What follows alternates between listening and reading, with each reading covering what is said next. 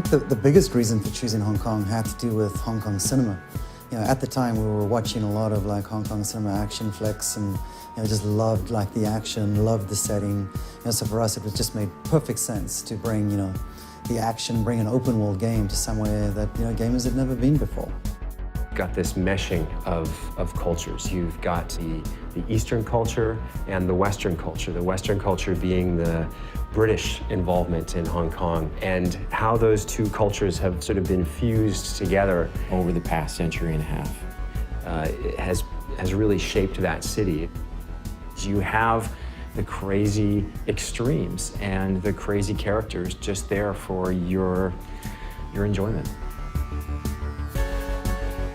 Watching movies, we all love watching action movies, but that wasn't enough. And we're reading books, and there are lots of them about the cops' relationship with the triads.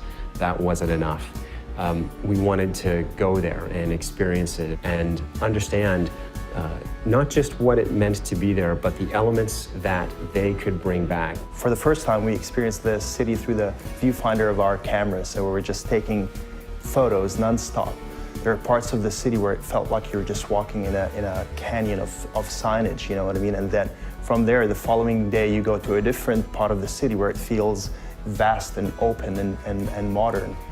And you're seeing a building that's over 100 stories tall, and next to it, there's a tiny little temple. You see guys hanging out on a street corner who look like they were in a street fight, and they were triad guys who actually were in a street fight. The key for us about the triads and about Hong Kong was just how interwoven the triads are into society there. It's not like there's a bad guy that you can point to the whole time. They're part of the fabric. We were really lucky to be able to talk to people on both sides, the police and the triads. We talked to a member of very high up, and I guess you'd call it the Hong Kong Secret Service. He was fascinating to talk to, just in terms of understanding what the threats were in Hong Kong. We talked to a couple of members of the triads as well, who took our writer into some very interesting places. He never felt at risk, but he learned some interesting things. We heard a story when we were there with one of our contacts driving around the city. He told us about a particular entertainment figure who, during his program, had said some rather nasty things about one of the local triad leaders, and that this guy was chopped.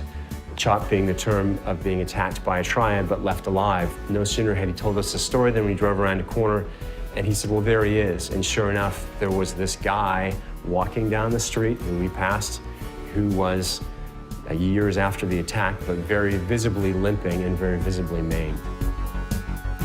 Hong Kong has such a kind of chaotic and multi-layered architectural approach to it, which allowed us to do many new things with the way the player traverses the environment. We've basically taken the essence of the city, the essence of the lifestyle, and designed all of our gameplay mechanics around that so that we can basically embrace the culture, but also create an experience where players will actually feel like a, gangster. Hong Kong is an island, and what we did was create an island with 4 separate neighborhoods. North Point, which is where you start the game, which is more reminiscent of Kowloon. Central Hong Kong, very famous skyline. Kennedy Town, built on the side of one of the hills in Hong Kong, more of an affluent neighborhood. And then Aberdeen Harbor, around the back of the island. The traffic is on the left-hand side of the street.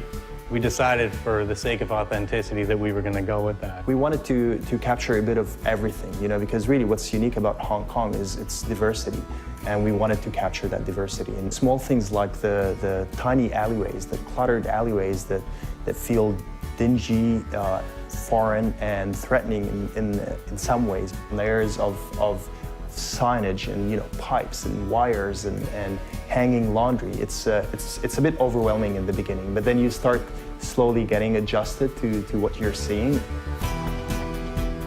If you want to spend time just roaming around the island, enjoying the races and the mini games and the events and favors and shopping and all that kind of stuff, then that's entirely there for you to do. The final result is a city that feels authentic, but at the same time, it's fun to explore and to experience.